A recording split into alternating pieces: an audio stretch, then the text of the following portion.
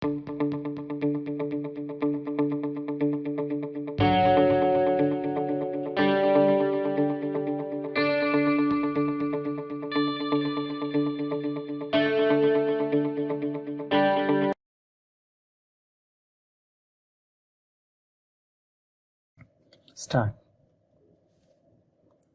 In this 20th century, when science and technology have gained unquestionable supremacy, the level of the industrial development of a country has become the yardstick to be applied to judge its actual development.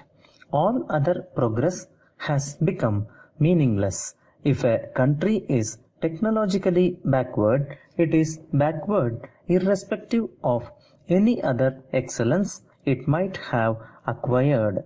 It is a well-known fact that British government never intended to develop the industries in our country during the pre-independence period.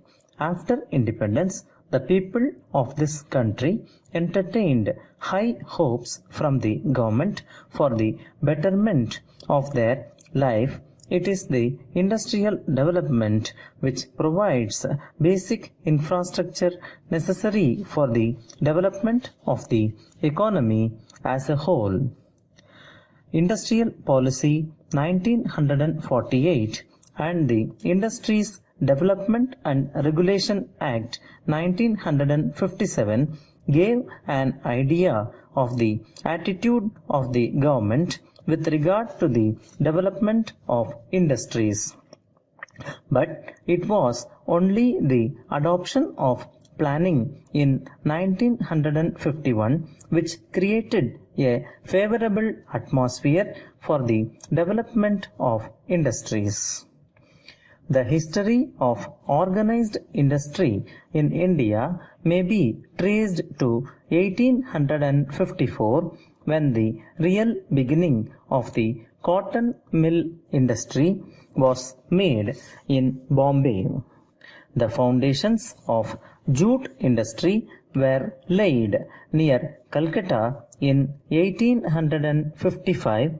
Coal mining also progressed about this time. There were the only major industries which had developed substantially before the First World War. During and after World War I and II, a somewhat more liberal policy was adopted by the authorities, such as a discriminating protection policy, which gave impetus to industrial development. Several industries developed and a number of new industries came up, but their production was neither adequate nor diversified in character. The development of the economy can be measured with the help of different criteria such as the growth rate in industrial output, industry's contribution to national income, and industry's contribution to employment. A close application of these criteria divides the planned period into two distinct phases, the first lasting till 1965-66 and the second following therefrom. The economy took rapid strides during the first 3 5-year plans but slowed down later. The seventh plan envisages a growth rate of 8% with some segments of industry registering a higher growth rate, but only time can unfold the future achievement.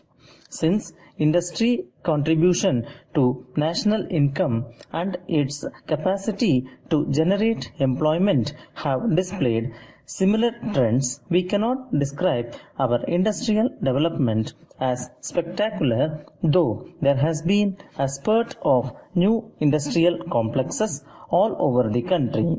The pattern of our industrial growth was determined by the state of economy in which the British left us. The British had used India as a source of cheap raw material and a lucrative market for finished products, and they had not made any effort to develop the infrastructure. After getting independence, India immediately felt the need of capital goods, and it was decided to promote the rapid growth of capital goods industries. Almost till the end of the third five-year plan, India had to import a variety of capital goods including iron and steel, transport equipment, and various kinds of machinery. But the situation has radically changed now.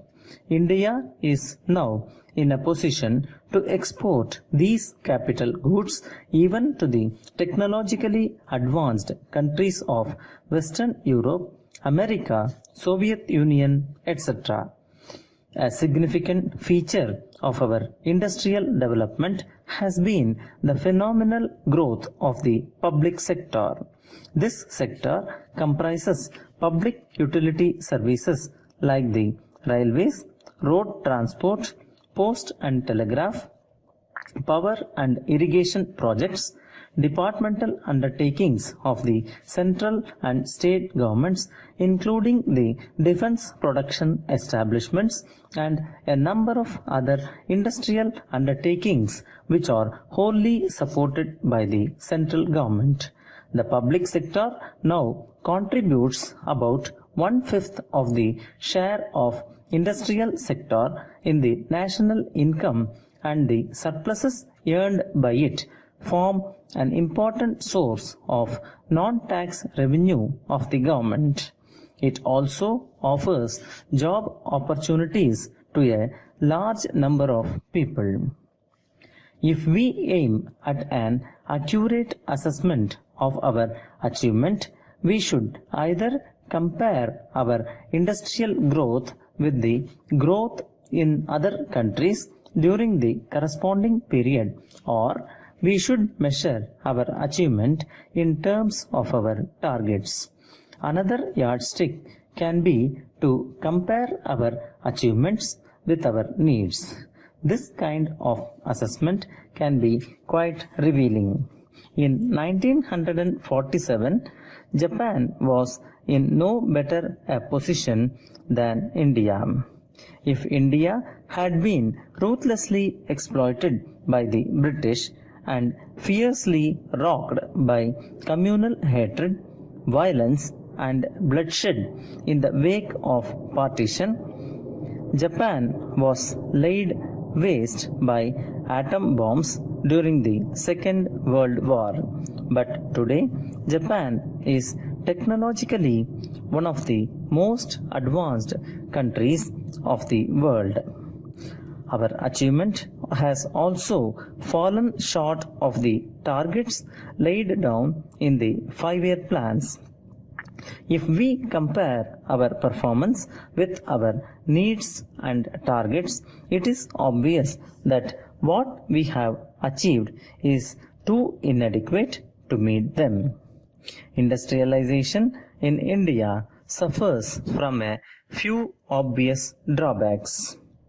Though the aim of industrialization has been to bring amelioration to the miserably poor millions, somehow economic power and wealth have been concentrating in a few hands, and the masses have, by and large, been left unbenefited. The industrial licensing policy, which is only an adjunct to the industrial policy, has given rise to many evils, economic, social, and political.